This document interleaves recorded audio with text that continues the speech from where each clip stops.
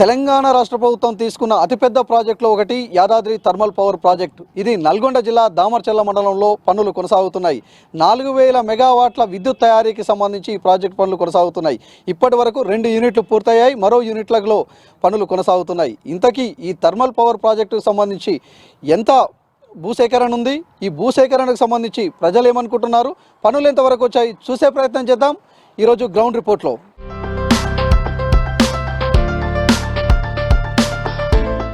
ప్రస్తుతం మనం Yadadri power project లోపలికి వచ్చాం. ఇక్కడ ఒకసారి మనము వ్యూ చూడవచ్చు. ఈ ప్రాజెక్టుకు సంబంధించి మొత్తం కూడా 5 యూనిట్లు ఉన్నాయి. 5 యూనిట్లకు సంబంధించి ఇప్పుడు మనము పెద్ద టవర్స్ చూడవచ్చు. ఒకసారి ఫస్ట్గా కూల్ టవర్స్ అంటారు వాటిని. మొత్తం కూడా ఇది ఫస్ట్ యూనిట్, అదేవిధంగా సెకండ్ యూనిట్. ఇప్పటికే విద్యుత్ తయారీకి సంబంధించి ఒక్కొక్కటి 800 మెగావాట్ల విద్యుత్ తయారీకి సంబంధించి ఈ 2 యూనిట్లు పూర్తయ్యాయి.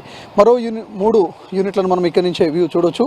అది కూడా మొత్తం 3 యూనిట్లు ఒకే దగ్గర ఉన్నాయి. ఈ 3 యూనిట్ల వరకు ఇప్పుడు కొనసాగుతుంది. పెద్ద ఏవైతే ఉన్నాయో మరో టవర్స్ కనిపిస్తున్నాయి. ఇవంతా కూడా చిమ్నీ అంటారు. ఈ చిమ్నీకి సంబంధించి లోపల ఉన్న హీట్ కావచ్చు, అదేవిధంగా లోపల హీట్ని బయటికి పంపించే చిమ్నీగా ఈ టవర్స్ని మనం చెప్పుకోవచ్చు. మొత్తం కూడా ఈ యాదాద్రి పవర్ ప్రాజెక్టుకు సంబంధించి 5 యూనిట్లకు సంబంధించిన వర్క్ ఇక్కడ మనకు కనిపిస్తుంది. దాదాపు 34,000 కోట్లకు పైచిలుకు తో ఈ ప్రాజెక్టు వరకు కొనసాగుతుంది. ఇప్పటికే దాదాపు 80% వరకు అయితే పూర్తయింది. ఇంకా మరి 2025 నాటికెల్లా ఈ పనులను పూర్తి చేసి పూర్తి స్థాయిలో 5 యూనిట్లను 4,000 మెగావాట్ల విద్యుత్తుని తెలంగాణ రాష్ట్ర ప్రభుత్వానికి అందించే విధంగా అధికార యంత్రాంగం, అదేవిధంగా కాంట్రాక్టర్లు వర్క్ అయితే సాగిస్తున్నారు. మరోవైపు ఈ ప్రాజెక్టుకు సంబంధించి ఎక్కడి నుంచి టెక్నాలజీ తీసుకొచ్చారు, ఈ టెక్నాలజీని ఎట్లా ఉపయోగిస్తున్నారు చూసే ప్రయత్నం చేద్దాం. ఇంకా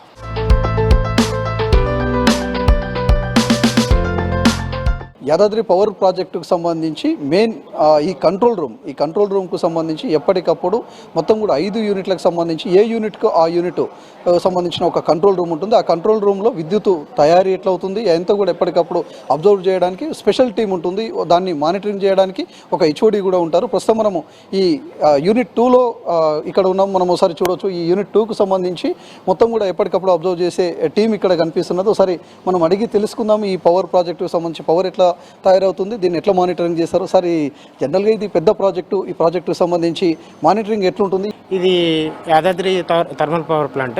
ఇక్కడ ఒక్కొక్క యూనిట్ 800 మెగావాట్ జనరేట్ చేస్తూ ఉంటాము.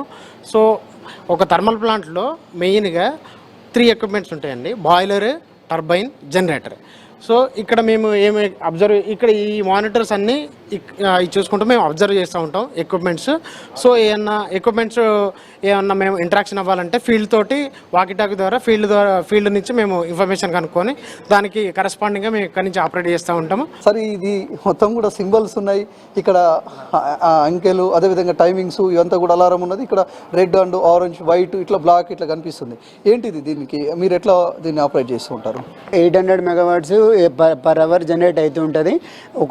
ఒక రోజులో ఇంటూ 24 అవర్స్ ఎవ్రీ సెకండ్ మనకి 800 మెగావాట్స్ జనరేట్ అయిందంతా మనము పర్ యూనిట్ ఎనర్జీ మీటర్ ఉంటుంది. ఎనర్జీ మీటర్లో రోజు నైట్ 00 అవర్స్కి మీటర్ రీడింగ్ తీసుకొని ఎన్ని యూనిట్లు జనరేట్ అవుతుందని చెప్పి మనకు ఫుల్ లోడ్ కనుక జనరేట్ అయితే 19.2 మిలియన్ యూనిట్స్ ఒక యూనిట్కి 800 మెగావాట్స్కి 19.2 మిలియన్ యూనిట్స్ జనరేట్ చేయడం జరుగుతుంది. ఏదైనా షార్ట్ ఫాల్ ఉంటే, ఏదైనా ఎమర్జెన్సీ వచ్చినప్పుడు, ఏదైనా ఎక్విప్మెంట్ ప్రాబ్లం వచ్చినప్పుడు ఈ రెడ్ దానిలో అలారం వస్తుంది. ఆ అలారం మేము ఇంతకుముందు మా ఏఈ గారు చెప్పినట్టుగా వాకీ టాకీలో లొకేషన్కి ఫీల్డ్ ఆపరేటర్ కనుక్కొని ఆ ఎక్విప్మెంట్ ఏం ప్రాబ్లం ఉందో ఆ ప్రాబ్లం మేము ఇక్కడ నుంచి రెక్టిఫై చేయడం జరుగుతుంది. ఏమైనా షార్ట్ ఫాల్ ఆఫ్ పవర్ ఏమైనా ఉంటే మనకి మనం లోడ్ డిస్పాచ్ సెంటర్కి ఇన్ఫామ్ చేస్తాము. ఈ పలానా ఎక్విప్మెంట్ ప్రాబ్లం వల్ల మాకు షార్ట్ ఫాల్ ఆఫ్ పవర్ వచ్చిందని చెప్పడం జరుగుతుందండి. మన కోల్ అవైలబిలిటీని బట్టి మనం power generation 24 hours power generation అనేది జరుగుతూనే ఉంటుంది. మనకు రా మెటీరియల్ యూజ్ చేసేది కోల్ కాబట్టి తడి కోల్ వస్తే పవర్ జనరేషన్ తగ్గే ఛాన్స్ ఉంటుంది. తడి కోల్ రాకుండా మేము కోల్ షెడ్స్ కట్టుకుంటాము. ఇప్పటి వరకు ఈ పవర్ ప్రాజెక్టుకు సంబంధించి ఎప్పటికప్పుడు మానిటరింగ్ చేస్తూ ఉంటారు చీఫ్ ఇంజనీర్గా సమయ్య గారు. ఇక్కడ మనతో పాటు చీఫ్ ఇంజనీర్ ఉన్నారు. సార్, భారతదేశంలోనే అతిపెద్ద ప్రాజెక్టులో ఒకటి ఇది అని చెప్పేసి రాష్ట్ర ప్రభుత్వం చెప్తుంటే ఎట్లా మనము అంత పెద్ద ప్రాజెక్టుగా చెప్పుకోవచ్చు? నిజంగా కూడా 4,000 మెగావాట్ల విద్యుత్ తయారీకి సంబంధించి భారతదేశంలో ఎక్కడ కూడా లేదంటారా, లేకపోతే ఇంత పెద్ద ప్రాజెక్టుకు సంబంధించి ఎట్లుంటుంది ఈ వర్క్? అంటే 800 మెగావాట్స్ 5 యూనిట్లు at a time state government take up చేసింది. ఇది ఫస్ట్ టైం ఆల్ ఇండియాలో. ఎందుకంటే ముంద్రాలో ఉంది, వాళ్ళు ఫేజ్డ్ మోడల్ మేనర్గా వాళ్ళు ఇంప్రూవ్ చేశారు. 4000 మెగావాట్లు ఒకేసారి మనం కన్స్ట్రక్ట్ చేయడం అనేది మన తెలంగాణ గవర్నమెంట్కే చెందింది. ఇది 2015లో ప్రారంభమైంది ఈ ప్రాజెక్టు. ఇప్పటికి 15 సంవత్సరాల లోపే గత గవర్నమెంట్ పూర్తి చేయాలనుకుంది. కానీ ఎందుకు మధ్యలో ఆగాల్సి వచ్చిందంటే బడ్జెట్ కూడా పూర్తి స్థాయిలో ఇప్పటి వరకు ఉందా, లేకపోతే ఏమైనా ఇబ్బందులు ఉన్నాయా? బడ్జెట్ ప్రాబ్లం ఏం లేదు సార్. ఓన్లీ కోవిడ్ వల్ల 2 years పోయింది. తర్వాత ఎన్జిటి వల్ల మనకి డిలే అయింది. ఓన్లీ బడ్జెట్ వల్ల అయితే ఏం డిలే అవ్వలేదు. మెయిన్ ఇష్యూ ఏంటంటే ఇక్కడ ఈ పవర్ ప్రాజెక్టుకు సంబంధించి చాలామంది గిరిజనుల భూమిని సేకరించారు. ఆ భూమి దానం చేసి ఊర్లు కూడా ఖాళీ చేసి పునరావాస కేంద్రాల కింద వెళ్ళిపోయిన పరిస్థితి. సో వాళ్ళకు ఉద్యోగ కల్పన కావచ్చు, అదేవిధంగా వాళ్ళ కుటుంబాలకు ఒక ఆసరాగా ప్రభుత్వం నిలబడుతుంది అన్నట్టు. అంటే ఎట్లాంటి ప్లాన్ యాక్షన్ ఉంది గవర్నమెంట్ తరఫున? సార్ ఈ 2 తండాలు అయితే కపూర తండా, ఇంకోటి మోదుగుల తండా, 2 తండాల లోపల నుంచి మనము లిఫ్ట్ చేయడం జరిగింది. సో వాళ్ళకి 170 ఫ్యామిలీస్ వాళ్ళు మొత్తం. సో అందులో 40 మెంబర్స్ వాళ్ళు క్యాష్ తీసుకున్నారు, మాకు జాబ్ అక్కర్లేదని. 133 ఫ్యామిలీస్కి మేము జాబ్ లిస్ట్ ఇప్పుడు త్వరలోనే ఇవ్వబోతున్నాం వాళ్ళకి. ఈ పూర్తయిన తర్వాత ఈ తెలంగాణ ప్రాంతానికి ఎంత వాటా ఉంటుంది ఈ విద్యుత్ తయారీకి నుంచి? సార్ ఇది 100% తెలంగాణ వాటే సార్. ఇది ఎవరికి ఇవ్వడానికి లేదు. మనము 4000 మెగావాట్ మన తెలంగాణమే యూజ్ చేసుకుంటాము. సో ఇప్పటికీ 2 యూనిట్లు 1 and 2 unit ready for synchronisation. Already synchronisation అయిపోయి ఉంది. లాస్ట్ మంత్ 12న యూనిట్ 2 సింగనైజేషన్ చేశాము. ఈ మంత్ 3rd యూనిట్ 1 సింగనైజ్ చేశాము. యాదాద్రి పవర్ ప్రాజెక్టుకు సంబంధించి ఒక టౌన్షిప్ కూడా ప్లాన్ చేశారు. ఆ టౌన్షిప్ కూడా మొత్తం రాష్ట్రంలోనే అత్యాధునిక వసతులతో కల్పిస్తున్నామని చెప్పేసి కూడా చెప్పుకొస్తున్నారు. సో ఆ వర్క్ ఎట్లా జరుగుతుంది? సరే, టౌన్షిప్ అనేది ఇప్పుడు టెండరింగ్ స్టేజ్లో ఉంది సార్. అంతా ఫైనల్ అయిపోయింది. ల్యాండ్ కూడా ఫైనల్ చేశాము. సో ఇప్పుడు టెండర్ అవ్వగానే అది కూడా మొదలు పెడతాం. ఆల్రెడీ ఒక township SE and CE quarters అయిపోయినాయి. మేము ఆల్రెడీ అక్కడ అందులోనే ఉంటున్నాము. Plus D type quarter 12 floors 72 quarters కన్స్ట్రక్షన్లో ఉంది సార్. ఇప్పటికీ 9 floors అయిపోయినాయి. ఇంకో 3 floors ఉన్నాయి. అది కూడా ఈ మార్చి కల్లా కంప్లీట్ చేస్తాం. అది ఈ ప్రాజెక్టుకు సంబంధించి ఎంత బడ్జెట్ కేటాయించింది గత ప్రభుత్వం? మళ్ళీ ఇప్పుడు ఏమన్నా అంచనాలు పెంచారా? ఎట్లా ఉన్నది సార్? ఇది ప్రాజెక్టుకి 25,000 crores ముందు ఎస్టిమేటెడ్ ఇది. అందులో 20,300 crores మన బిహెచ్ఎల్కి ఈపీసీకి ఇవ్వడం జరిగింది. తర్వాత కొంత జన్కో టేకప్ చేసింది వర్క్. మిగతా ఈ రిజర్వేర్ అనుకోండి, ఈ రైల్వే లైన్స్ ప్లస్ ఆయుష్మాన్ ఇవన్నీ మనము జన్కో టేకప్ చేసింది.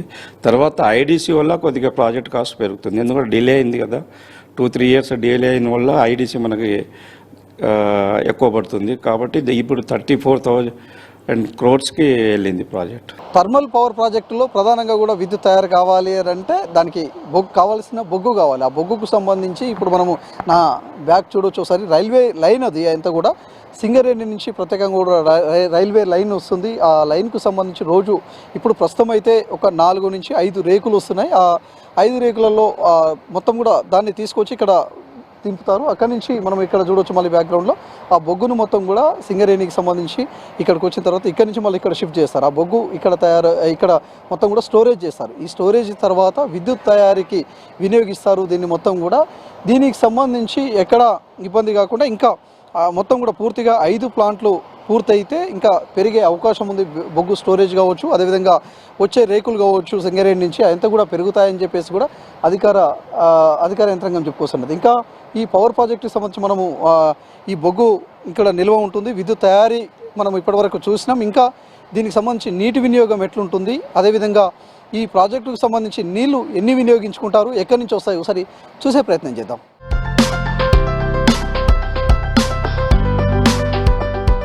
థర్మల్ పవర్ ప్రాజెక్టులో విద్యుత్ తయారీకి బొగ్గు ఎంత అవసరమో నీటి వినియోగం కూడా అంతే అవసరం. నీటికి సంబంధించి మనము ప్రస్తుతము ఒక రిజర్వాయర్ దగ్గర ఉన్నాం. పవర్ ప్రాజెక్టు పక్కనే ఈ రిజర్వాయర్ ఏర్పాటు చేశారు. ఈ రిజర్వాయర్కి సంబంధించి కూడా నాగార్జున సాగర్ బ్యాక్ వాటర్ నుంచి ఈ రిజర్వాయర్లో నీళ్లు మొత్తం కూడా నిల్వ చేస్తారు. ఇక్కడి నుంచి మనం ఒకసారి విజువల్స్లో చూడొచ్చు. ఈ రిజర్వాయర్ నుంచే విద్యుత్ తయారీకి సంబంధించిన నీటి వినియోగం జరుగుతుంది. ఇక్కడి నుంచి క్లారిఫైయర్కి నీటిని తీసుకుంటారు. అక్కడి నుంచి డిఎం ప్లాంట్ అంటే నీటిని శుద్ధి చేసే మినరల్స్ లేకుండా మొత్తం కూడా డిఎం ప్లాంట్ తరలించి అక్కడ దాంట్లో మినరల్స్ లేకుండా ఆ నీటిని తీసుకుంటారు. అక్కడి నుంచి బాయిలర్కి పంపిస్తారు. అక్కడి నుంచి స్ట్రీమ్ అవుతుంది, స్ట్రీమ్ ఎనర్జీ తయారవుతుంది. స్ట్రీమ్ ఎనర్జీ తర్వాత ఆ టర్బన్లోకి ఈ స్ట్రీమ్ ఎనర్జీని పంపిస్తారు. అక్కడి నుంచి మెకానికల్ ఎనర్జీగా మారుతుంది. మెకానికల్ ఎనర్జీ నుంచి జనరేటర్ నుండి ఎలక్ట్రానిక్ ఎనర్జీగా తయారు చేస్తారు. ఇది విద్యుత్ తయారీకి సంబంధించి నీటి వినియోగం ఉంటుంది. ఇది మనం ఇప్పుడు చూసే విజువల్స్ కూలింగ్ టవర్స్. దీన్ని బ్యూటీ ఆఫ్ టవర్స్ కూడా అనొచ్చు. ఎందుకంటే విద్యుత్ పవర్ ప్రాజెక్ట్లో బ్యూటీ ఆఫ్ టవర్స్ అని అంటే అద్భుతంగా ఈ లొకేషన్, ఈ వ్యూ కనిపిస్తుంది. సో దీన్ని బ్యూటీ ఆఫ్ టవర్స్ కూడా అంటారు. థర్మల్ పవర్ ప్రాజెక్టుతో ఎలాంటి అంటే ఎట్లా నీటి వినియోగం అనేది ఈ విధంగా ఉపయోగిస్తారు.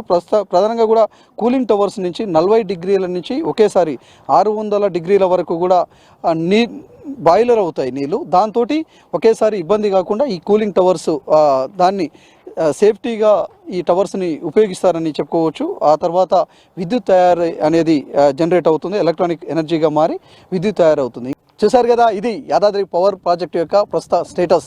2015లో ప్రారంభమైన ఈ ప్రాజెక్ట్ 2025 నాటికల్లా పూర్తి చేసి 4000 మెగావాట్ల విద్యుత్ తయారు చేసి రాష్ట్ర ప్రభుత్వానికి, రాష్ట్ర ప్రజలకు అందిస్తామంటుంది ఇక్కడ అధికార యంత్రాంగం. ఆ దశలోనే పనులను స్పీడప్ చేస్తుంది. మరోవైపు భూసేకరణ విషయంలో సహకరించిన రైతులని, ఇక్కడ ప్రజలకు కూడా న్యాయం చేస్తామని చెప్పుకొస్తున్నారు అధికారులు, రాష్ట్ర ప్రభుత్వం. ఇక ఆ దశలో ఈ ప్రాజెక్టు కూడా త్వరితగతిన పూర్తి చేయాలని మనము ఆశిద్దాం. కెమెరా పర్సన్ రఘుతో శేఖర్, V6 న్యూస్, నల్గొండ జిల్లా.